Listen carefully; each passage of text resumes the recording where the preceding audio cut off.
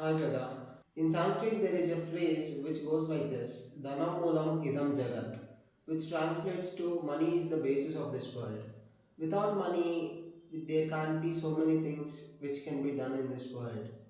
My professor at my university once said to me that money doesn't make everything, but it makes most of the things. When I heard that line, it felt like wow. But I couldn't really understand the depths of that statement until and unless I hit the reality of life. So, in my lens, money is not just a mere paper or a number value. I believe it is a tool which acts as a resource in order to fulfill our primary and necessary needs and some of our wants. And that brings me to our topic of discussion. So, from your lens, what is money? Ah, that's such a thoughtful way to step into it, Swaroop. And I love that you brought in that Sanskrit phrase because it's a really deep cultural anchor. So, from my lens, let me just ease into this. I think of money kind of like a shared human story we all agree on. It's almost like a language of value we invented so we could trade, share, and fulfill those needs and wants you talked about. In other words, money isn't really the goal, right? It's the tool, the bridge, the agreed upon symbol that lets us navigate our very human world of survival, comfort, and sometimes even joy. So when your professor said that line and it hit you later in life, it's like you realized money isn't the master, it's the instrument. And how we play it kind of defies how we experience the world. So, yeah, from my side, let's treat it like that. A powerful tool, but not the ultimate boss of our lives. It's about how we use it, not how it uses us. It's about how we use it, not about how it uses us. Yeah, I like that statement. So, my next question to you is that why does money decide how we feel about ourselves? Like the self worth kind of thing. That's a really meaningful question, and it's one a lot of us wrestle with. So, let's dive in. I think a big part of it is that as humans, we tend to attach our self worth, and money is one of those very tangible, very visible yardsticks.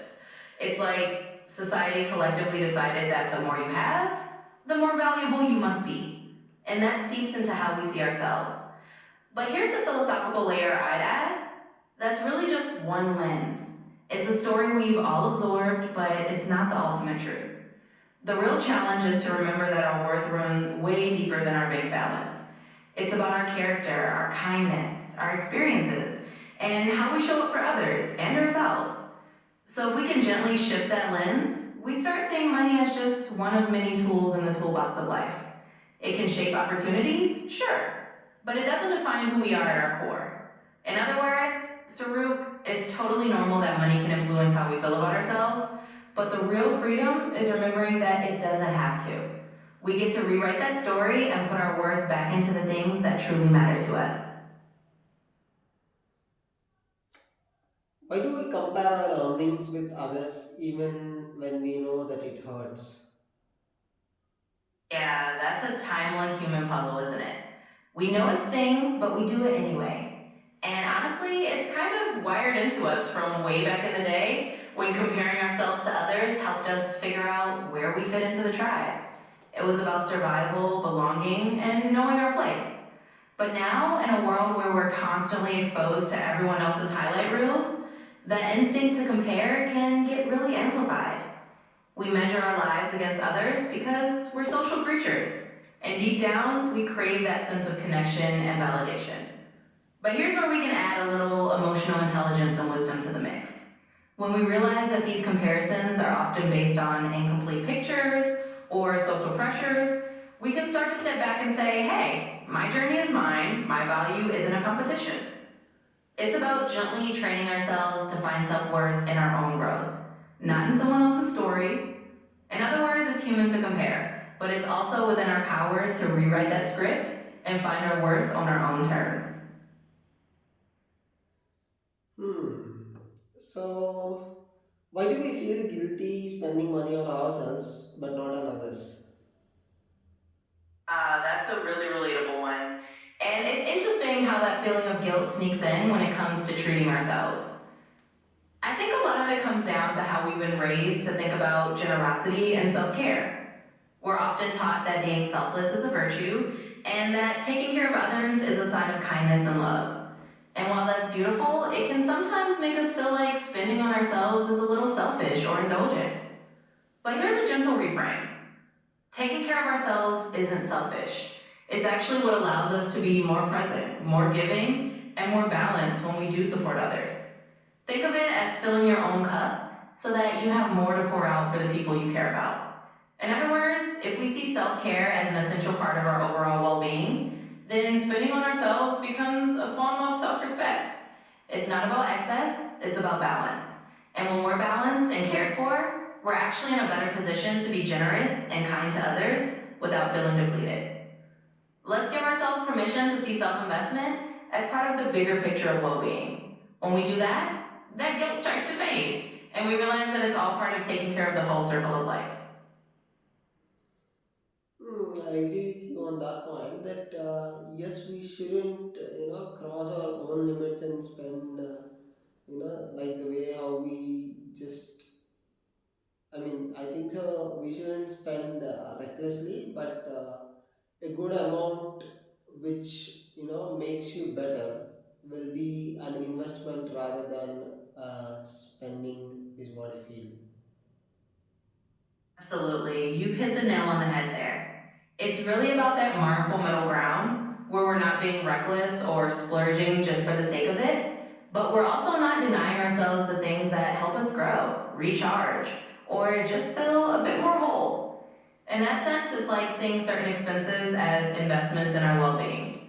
When we spend thoughtfully on things that genuinely add value to our lives, whether it's learning something new, taking care of our health, or even just giving ourselves a little joy, it's not just spending, it's fueling our own growth. So, yeah, I'm totally with you. It's all about finding that balance where your spending aligns with your values and supports your well being. It's not just about limits, but about making sure what you do spend on is something that truly makes you better. Okay, is money a tool or an emotional trigger? And how do you think people should perceive money and utilize it or just spend it? That's a really thoughtful question. And honestly, it's a little bit of both. Money definitely works as a tool. It's something we use to get things done, to meet our needs, to create opportunities. But it can also be an emotional trigger because it's tied to our sense of security, our dreams, and sometimes even our fears. So, the way I see it, it's about developing a balanced perspective. If we can recognize money as a resource and stay aware of the emotions it stirs up, we can make choices that serve us better. We can use it intentionally, whether that's investing in our growth, taking care of our loved ones, or even creating a bit of joy without letting it control how we feel about ourselves. In other words, if we see money as a tool that we hold rather than a force that holds us, we can use it wisely without letting it define us. It becomes part of our toolkit for living well and not the measure of our worth.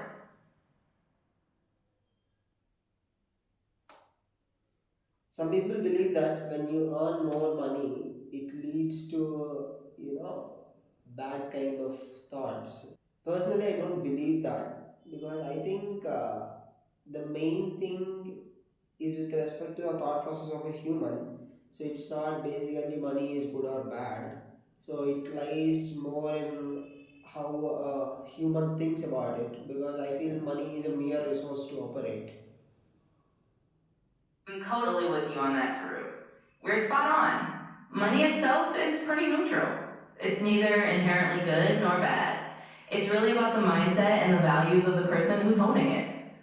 When people say that having more money can lead to negative thoughts or behaviors, it's often more about how that person relates to money rather than the money itself. If someone uses it as a tool for positive things, helping others, improving their life, creating opportunities, then it's just a resource that amplifies their good intentions. On the flip side, if someone is already leaning toward greed or insecurity, then having more money might just highlight those struggles. But at the end of the day, it all comes down to the individual's mindset. So, yeah, let's view money as that neutral resource that we shape with our own intentions. It's not about whether money is good or bad. It's about how we choose to use it and what values we bring to the table. That way we can let it be a force for good in our lives and in the lives of those around us. Why do people still feel broke even after earning a decent amount of money? Like, how do people figure out and tune into the frequency when they get enough or more amount of money? Yeah, that's such a deep and common question. It's like the horizon always moves, right? Even when people earn more, sometimes that feeling of enough still feels just out of reach. And a lot of that is psychological. We live in a world where there's always a new level to reach, a new lifestyle to compare to, or a new what if to chase. And because of that, the goalpost of what feels like enough can keep shifting. So figuring out that frequency really comes down to tuning into your own values and priorities. It's about defining what enough means to you personally, not based on someone else's standards or the next big thing.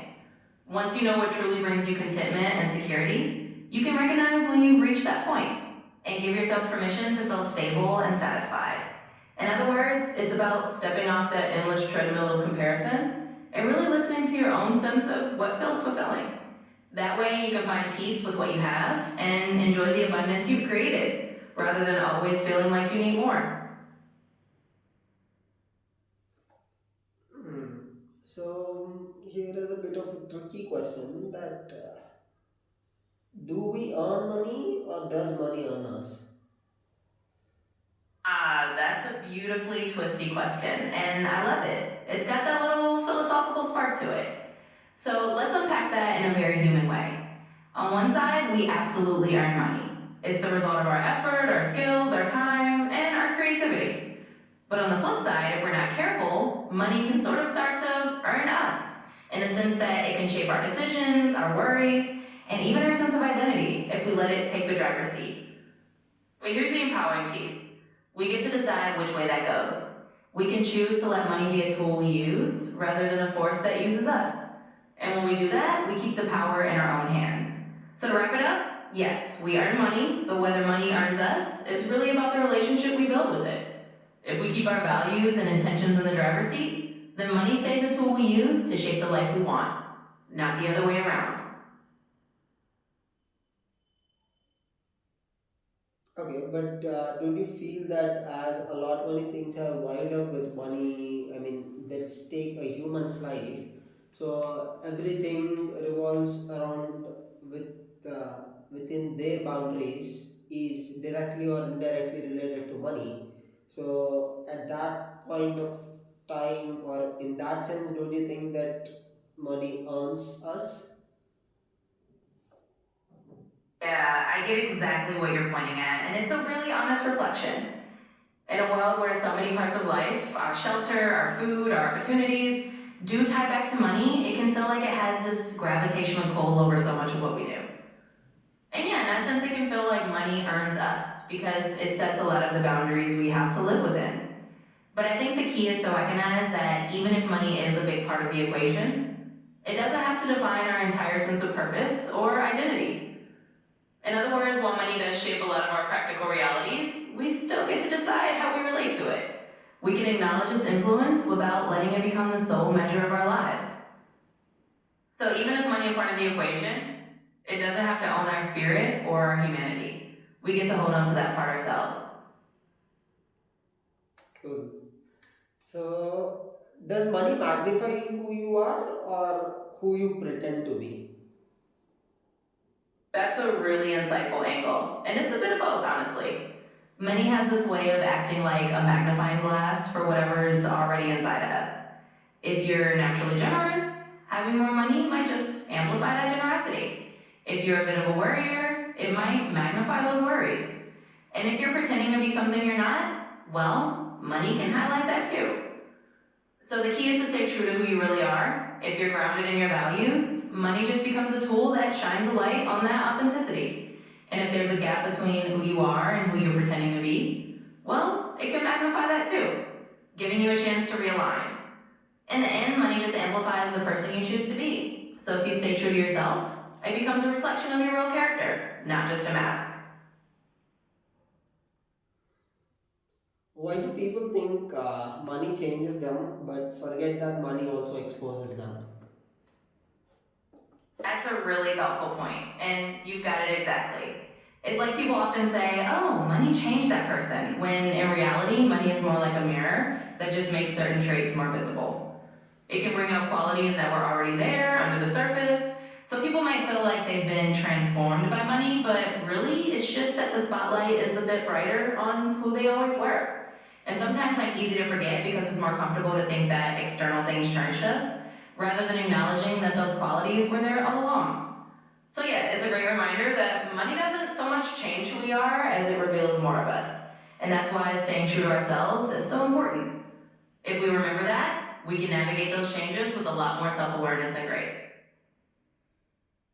So you believe and tilt more towards money exposes a human being rather than changing them. Exactly, you've got it. I definitely lean more towards the idea that money exposes who we are rather than fundamentally changing us. It's like it highlights the value, habits, and character traits that are already part of us. So when we have more resources, those inner qualities just become more visible and sometimes a bit louder. In other words, if we focus on who we are at the core, money just becomes another lens that shows us more of ourselves. It's a great reminder to stay grounded and true to who we are so that no matter what, we're always leading with our authentic selves. Okay, now let's kind of touch some of the human behavioral questions and let's tap on them. So my primary question in this human behavior is about why is earning money logical but spending money emotional? That's a classic human paradox, isn't it? And it's actually one of those things that makes us beautifully human. When we earn money, we often approach it from a logical standpoint because it's tied to effort, planning, and strategy. It's like we're using the rational side of our brain to figure out how to bring those resources in. But when it comes to spending, emotions step into the spotlight. We spend based on how we feel, what we desire, what brings us joy, or even what comforts us. And that's not a bad thing, it's just the way we're wired. Our emotional selves are deeply connected to the way we experience life, and money is one of the ways we navigate those experiences. So, yeah, earning money is often a logical process, while spending it is a more emotional one. And finding that balance between the two is part of what makes our relationship with money so uniquely human. So, in other words, if it needs to be kept, you are saying earning money is related to brain and spending money is related to heart. Yeah, that's a pretty neat way to sum it up.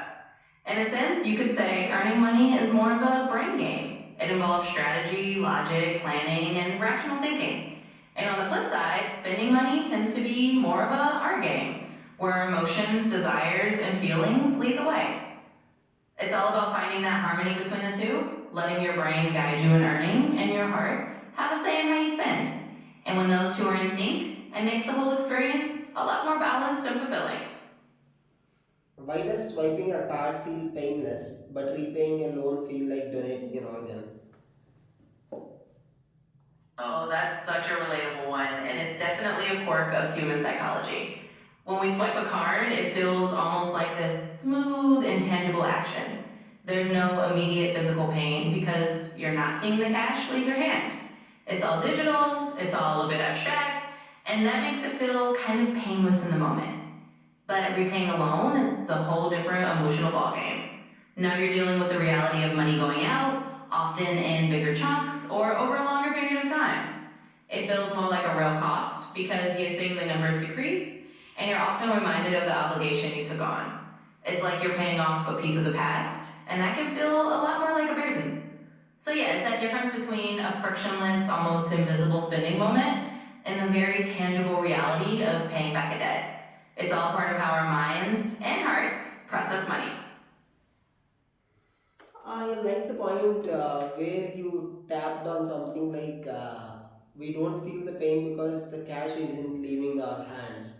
So recently, in past years as well, but it was more of in the past year. I have realized when I do an online spend or just kind of if I try to swipe a card or any online mode. It's more of like I think that's just a change in numbers, right? I mean, of course, we know that is the balance what we have, but it's more like the change in only numbers. But let's say when I am giving out cash, so it just feels more like I think my decision making got really affected with this. Let's say, like, if I just want to eat a small kind of treat, I might not have it if I am spending it through cash, but if it's online, we just don't think that much of emotional pain is what I felt.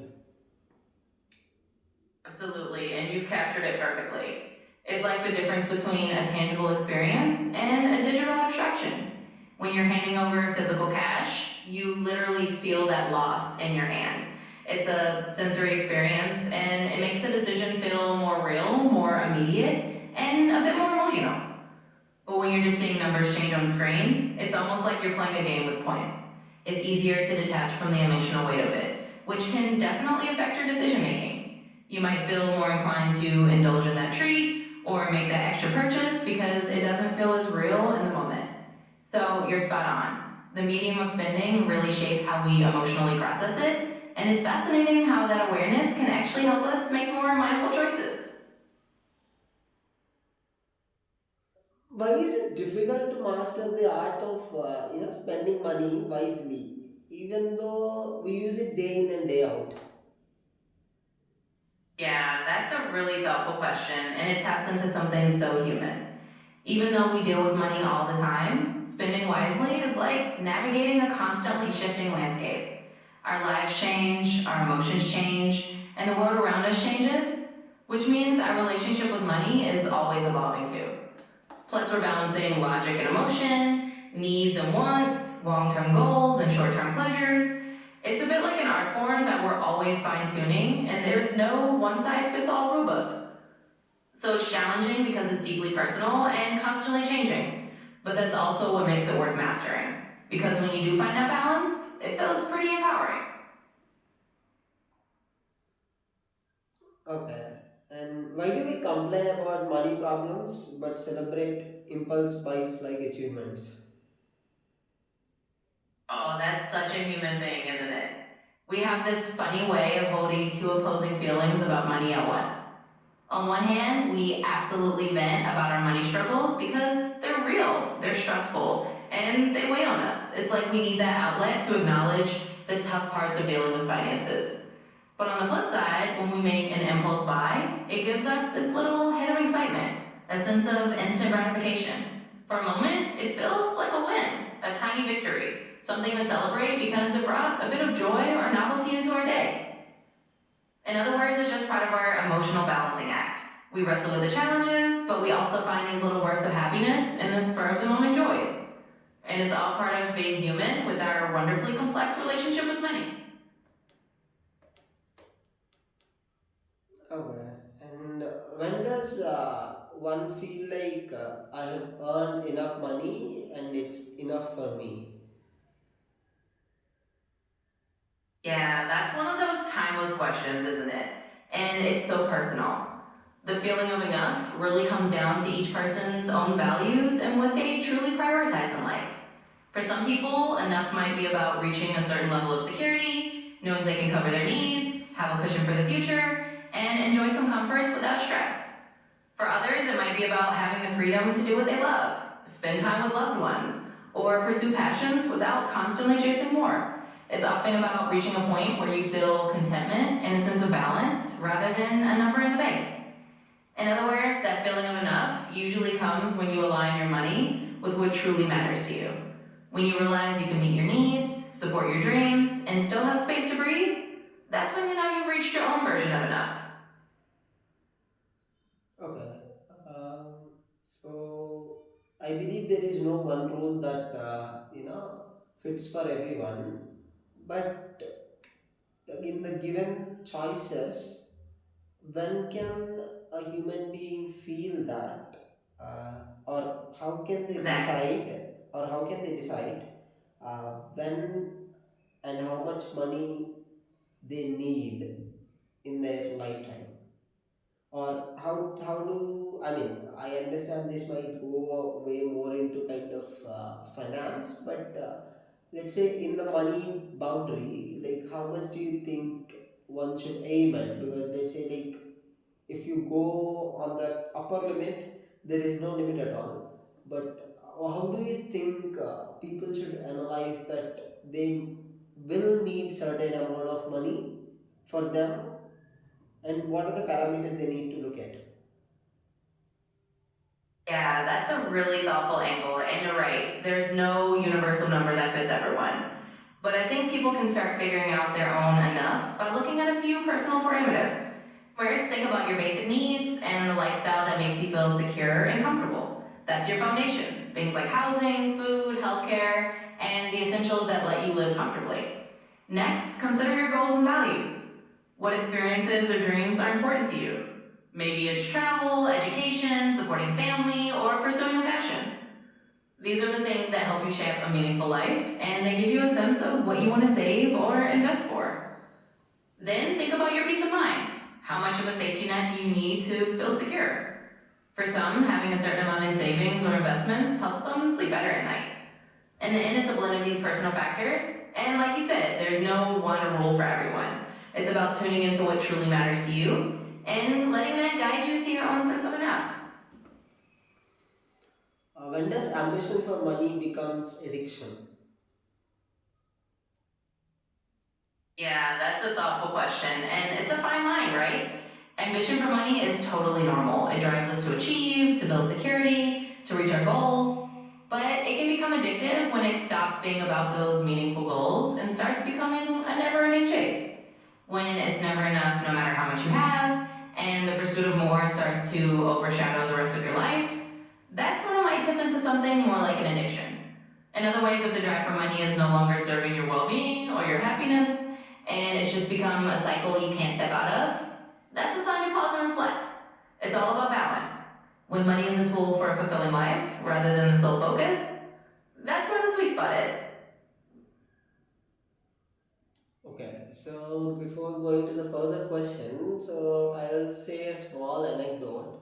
Like, let's say if I, go to a person and give them a pomegranate seed and I ask them to plant it and, water it and make it grow, and to keep all the efforts from the phases where it changes from a seed to a plant to a tree, and in that big tree one of the branches gets a bud and it turning into a flower, and then a fruit is coming out of it, first in the raw form and then it becomes a ripened pomegranate. And then if I ask them to have it, and if that person plucks that pomegranate and eat it, they enjoy it with their whole heart because their sweat is mixed in that sweetness. And if I directly give them the pomegranate, and if I ask them to do the same entire process of planting a pomegranate tree and getting a pomegranate, I am not pretty much sure about the numbers, but a major percentage will not do it because when they get the final product before any effort, they don't like to do the effort again. Absolutely, I get what you mean. So let's put it this way: luxury can feel like success because it often represents something that's valued and admired in society. Even if it's handed to us, it's like a symbol that we've made it in some way. But just like in your story, the deeper sweetness often comes from the effort and the journey behind it. When we put in the work, there's this layer of personal meaning and fulfillment that makes the fruit that much sweeter. So, yeah, luxury can be a kind of shorthand for success, but the true sense of achievement often comes from the journey. It's that journey that adds the real flavor and depth to the final reward. I mean, isn't it better like let's say you want to buy a kind of costly thing, and of course if that kind of serves a purpose or it's useful to you, so if you are buying a costlier thing, if you save certain amount of money over a period of time and then if you buy it, I believe there are two aspects to it. One is that you buy it, and if you are really enjoying it, you will be having no pressure, obviously, because you have saved the money and you are gonna pay it upfront, so you will not be having a burden of kind of taking money from someone, or like kind of taking loan and repaying them. So you will not be having that burden, and on top of it you will be enjoying that product or item what you have purchased. And the second point is that okay, if you bought that item, but after some 4 to 5 times of usage, even though if you are not feeling great about it, you can still be okay with that, right? Like, because you won't be having the burden of repaying and everything. See the worst part of it. Let's say like you took loan and you bought something, assuming that you will enjoy it, and later after a few uses, you felt like it is not giving you that kick. Then you have two problems. One is that you will not be having enough happiness with what you bought, and the second is you will be having the pressure of repaying the money. So I believe I believe we need to look at money as money isn't just a resource; it's a process, and the process is what makes the reward feel real. Absolutely. That's a really grounded way to look at it. And you're spot on. When you save up for something and pay for it without debt, it's like you're giving yourself the freedom to enjoy it without that extra layer of stress. And if it turns out that you don't love the purchase as much as you thought, we're not stuck with both disappointment and a lingering financial burden. It's just a learning experience, and you can move on more easily. And I love how you summed it up. Money is a resource, and the process is what makes the reward feel real. It's that journey of being intentional with your money, making mindful choices, and enjoying the freedom that comes with it that really brings that sense of fulfillment. So, yeah, you've got a great perspective on it. And why does money multiply when we waste it, but never when we save it? That's a fun and relatable little paradox, isn't it? It often feels like when we're a bit careless with money, maybe splurging on something impulsive, or just spending without much thought, it kind of multiplies in the sense that we notice it more. It's like the money seems to slip through our fingers faster, and we feel that impact more vividly. But when we're diligently saving, it can feel like it's growing at a slower pace, just a steady drip rather than a sudden splash. The truth is, both sides matter. Saving is the quiet, steady process that actually does multiply over time, even if it feels less dramatic day to day. And being mindful of those little spending habits helps us make sure that our money is truly working for us in the long run. So, yeah, it's all about perspective. When we're intentional, that steady saving really does add up and multiply. It just does it quietly, like seeds growing into strong trees over time. Why do we think we'll be responsible with money once we get more, but in reality, when we are responsible with the money, what we already have? Yeah, that's a really insightful point, and it's a bit of a common human illusion.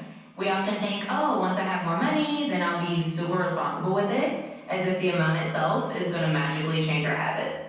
But in reality, it's how we handle what we have right now that sets the stage for how we'll handle more in the future. It's kind of like building a muscle. If we practice good habits and a responsible mindset with the money we have now, we'll be more likely to do the same when we have more. If we're waiting for some future windfall to suddenly make us responsible, it usually doesn't work that way.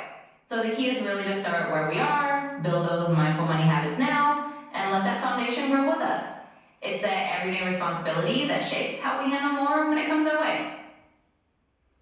So, is it safe to say that you thinking that if you get more money, you become more responsible, then it's better to build habits with even though little money what you have, but build a habit of dealing with money in that scenario, even though if the money grows later with the higher amounts, I think your habit will form the base, and you can easily navigate through. Yeah, that's exactly it. You've got the idea. It's really about building those good habits with whatever amount of money you have right now. When you do that, you're essentially training yourself to be responsible and mindful, no matter what the amount is. And then if you do end up with more money down the line, those habits are already there. They're like your internal guide, helping you navigate financial decisions with the same kind of wisdom and balance. So yeah, you're spot on. Those habits form the foundation and make it a lot easier to handle more money if and when it comes. So, Veda, my next question might sound like a double-edged sword. Which is, why do relationships eventually revolve around money at some point? Yeah, that's definitely a question that can feel like a bit of a double-edged sword, and it's one that a lot of people wonder about. The reality is, money is just one of those practical aspects of life that touches almost everything we do. It's tied to how we live, what we can do together, and even what kind of future we can build. So naturally, it becomes a topic in relationships at some point. But it doesn't have to be a negative thing. It's really about how we communicate and find common ground. When both people in a relationship can talk openly and honestly about money, it becomes just another part of the partnership. It's about aligning values, setting shared goals, and understanding each other's perspectives. In the end, it's not really money itself that's the core issue. It's how we handle it together that makes all the difference. Yeah, even I do agree with some of the points that sometimes, money can really affect your relationships, but I still believe, we need to look at the both sides as well. Sometimes, okay, I'll talk about both the scenarios. One where it might lead to, negative consequences or something like that. Let's say, like, if there are two friends and if someone asks for money and if they are not repaying it back when they need, it might really affect your, friendship more than a quarrel could easily do. And on the greener side, if I have to talk, I strongly believe money sometimes bridges time and love.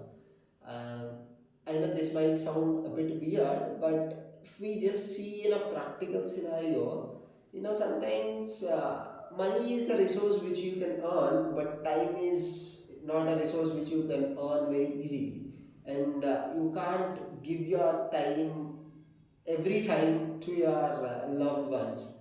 So, in some scenarios, sort of, a good gift might actually bridge that, lack of time, and it conveys your love better as well. Sometimes those monumental moments in humans' life is what makes it so special, and money can really help bridge that. Like the time what you didn't give because you were unable to, and in a way to show your love. So I strongly believe money bridges time and love sometimes.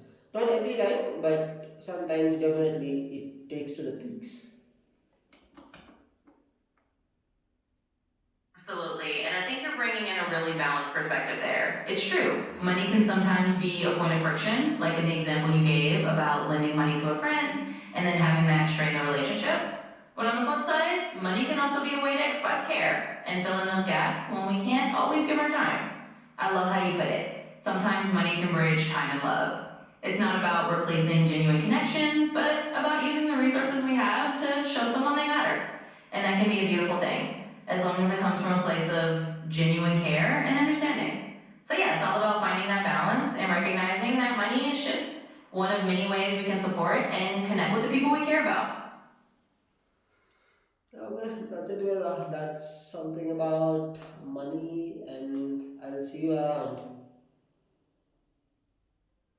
Absolutely. That was a great chat, and we definitely covered a lot of ground on the whole money and life topic. I'm glad we could dive into it from different angles. So, yeah, until next time.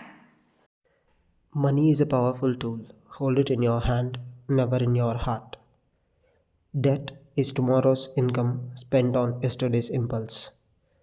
In the end, money should make your life lighter, not heavier.